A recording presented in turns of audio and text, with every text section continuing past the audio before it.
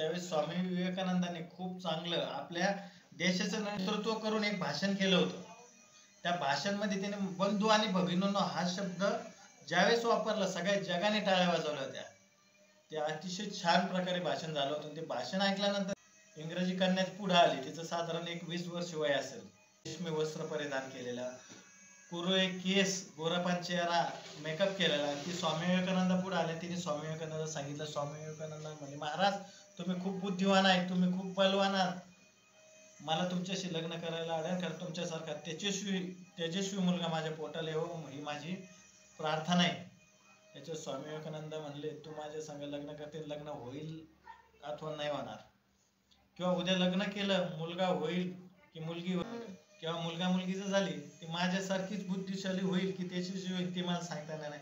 त्यापेक्षा तू त्या क्षणाची वाट पाहण्यापेक्षा तू आत्ताच आई बन, मी तुझा मुलगा होण्यासाठी तयार आहे.